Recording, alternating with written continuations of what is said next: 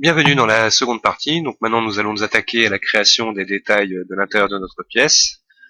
Alors tout simplement, dans un premier temps, nous allons créer fenêtres et portes avec des des objets de création directement de 3D Studio Max.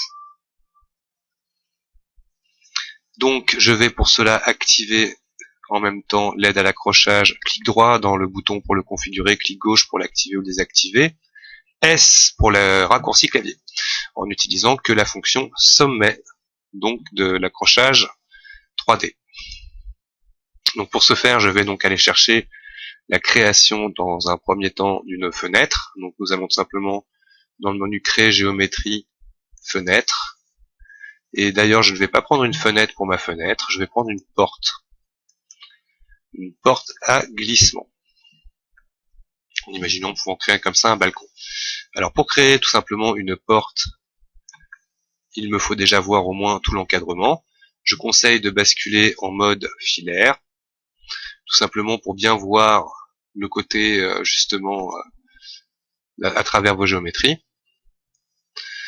Alors à ce stade-là, je vais tout simplement aller chercher donc la création avec la fonction largeur, profondeur, hauteur d'activer. D'abord, je cherche un des coins de ma fenêtre, je clique et je glisse pour faire la largeur. Ensuite, largeur, profondeur. Donc j'encadre complètement ma fenêtre. Hauteur, elle est créée. Dans ces paramètres, je vais lui mettre un encadrement avec 4 d'épaisseur. Alors je vérifie maintenant en réaffichant l'affichage ombré ce que ça donne. C'est pas mal. Ok. Par contre, je vais la faire moins profonde. Je vais la faire de 10 cm.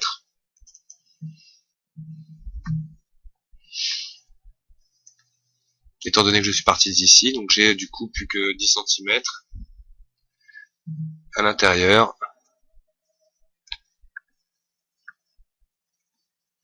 de ma fenêtre. Nous allons l'ouvrir de 20%.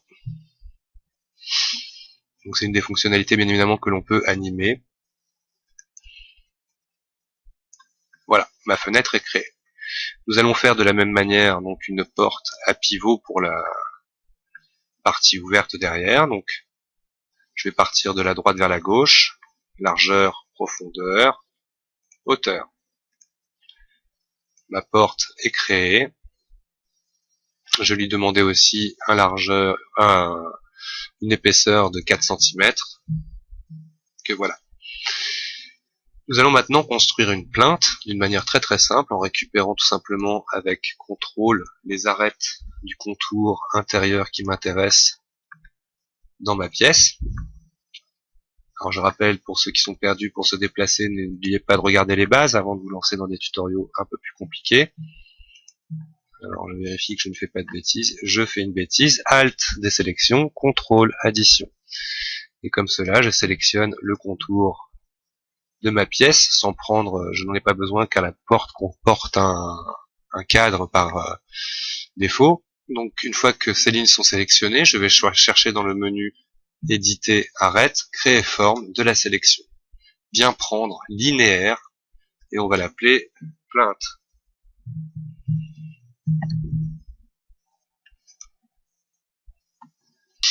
Donc une fois que vous avez donc créé votre plainte, je sors du sous-objet modifié tout simplement en cliquant dans le sous-objet actif et je vais donc chercher ma plainte.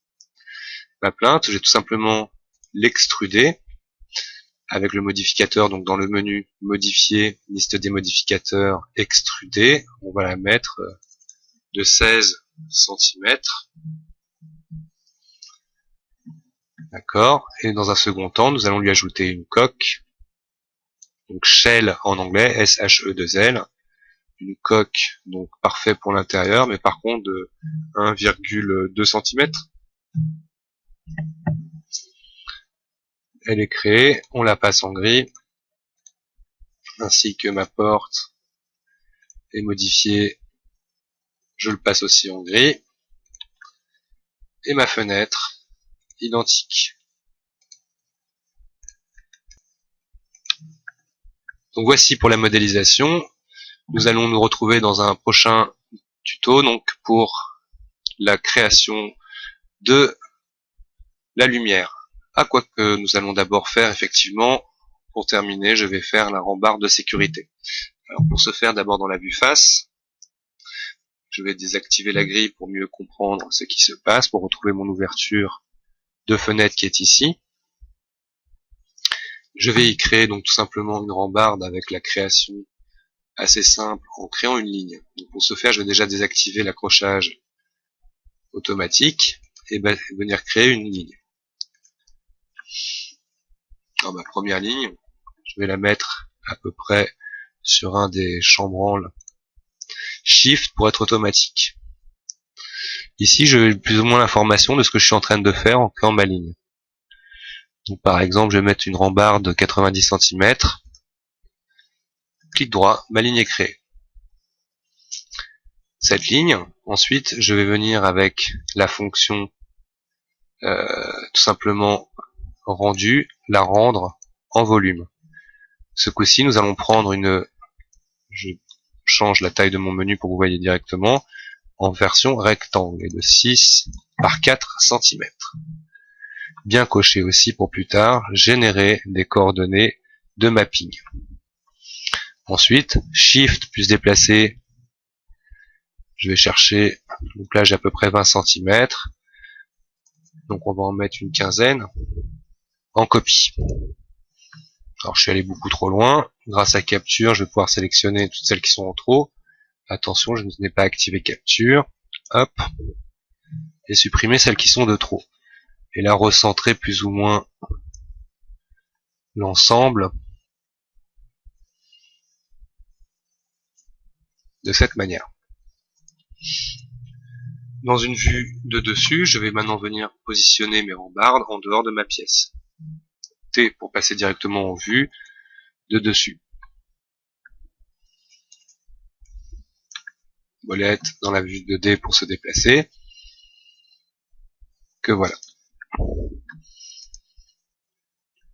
Nous allons maintenant créer la rambarde en vue de dessus pour faire l'attache au mur. Un premier comme ça. Shift, hop.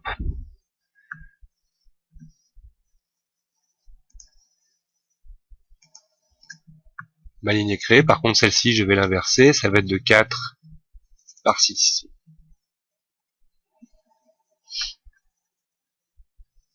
On va me mettre par 7. Pour qu'elle dépasse un peu plus du poteau.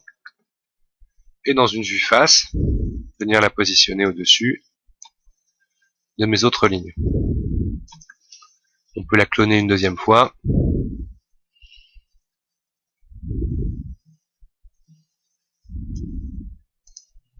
Comme ceci. Nous n'avons pas besoin maintenant de conserver cela en ligne. Je vais la convertir en polygone éditable. Et bien venir ajouter avec attaché toutes les autres lignes.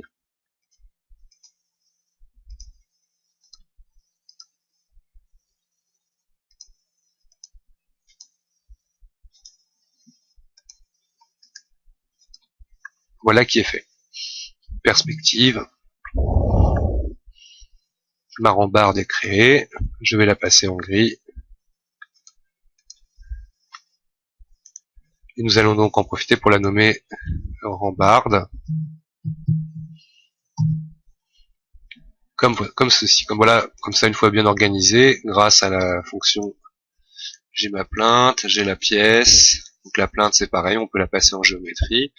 Ma porte coulissante, ma porte pivot, ma rambarde. D'ailleurs, étant donné que nous n'aurons pas d'autres portes, comme ça, bien nommées, être bien organisé.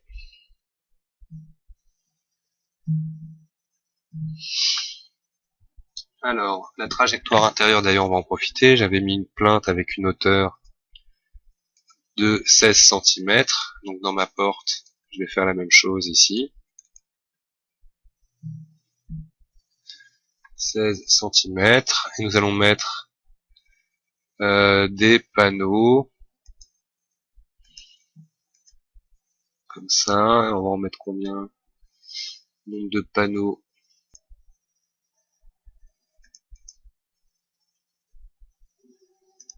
ceci. Voilà, ma scène est terminée pour ce coup en modélisation. Nous n'irons pas plus loin. Ah si, tiens, nous allons encore terminer un autre détail, le détail qui va changer toute la différence. Nous allons créer une applique, une espèce d'applique à la fois étagère puis applique. Donc je vais rentrer à l'intérieur de ma pièce.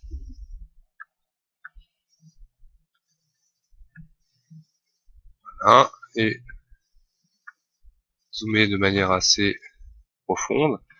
Voilà, comme ça, histoire de venir créer directement dans la face intérieure ici un rectangle avec la grille automatique. Mon rectangle est créé. Je vais lui mettre maintenant à mon rectangle, tout simplement, on va lui donner on va éviter donc on va lui arrondir les coins. Pour l'instant, lui, on ne va pas le mettre en mode rendu, on va utiliser une autre technique. Mais par contre, je vais lui arrondir les coins suffisamment. Par exemple de 20 cm, 250 en hauteur. Tout simplement, on va le mettre à, c'est parfait, là, 210 en hauteur. Pour sa distance, vous pourrez le mettre où vous voulez. Le but, ça sera après justement d'y créer des éclairages.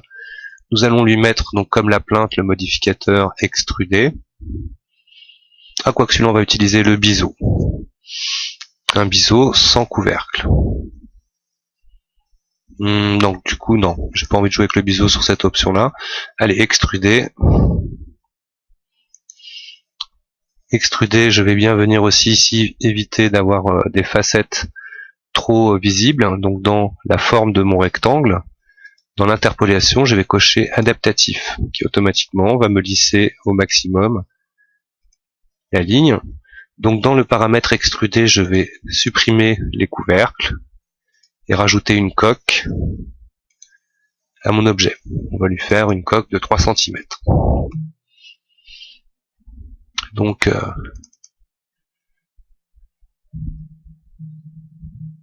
mon étagère est créée. Nous allons la passer à nouveau en gris. Et voilà. Tous les éléments ce coup-ci sont créés. On va peut-être effectivement, hop, la glisser un petit peu par là. Donc moi dans ma scène, elle est à, on pourrait presque la mettre aussi à 0, comme ça, toc. Nous allons créer aussi une dernière chose, la vue caméra. Alors pour ce faire, je vais sélectionner par exemple la grille, appuyer sur Z, ce qui va me permettre déjà d'être à l'intérieur de ma pièce en m'orientant. F3 pour bien voir ce qui se passe. CTRL, ALT, et je clique avec la molette vers le bas, jusqu'à ce que je vois que je passe dans le mur. Voilà. On va imaginer mettre une vue un peu plus humaine, et de cette vue, je vais en créer une caméra. Tout simplement à partir du menu vue, vous allez chercher créer caméra à partir de la vue, le raccourci CTRL-C. Et je vais jouer avec un angle un peu plus ouvert. Voilà. Donc là, humain est à 32. Donc là, justement, c'est maintenant que je vais m'amuser à venir décaler mon applique. D'ailleurs, je vais faire un rectangle un peu moins grand. On va faire 180. Comme cela. À partir de là, donc je vais sauvegarder ma scène.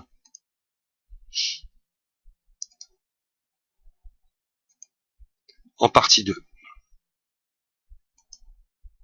Et nous nous retrouverons dans un prochain tuto pour créer nos matériaux.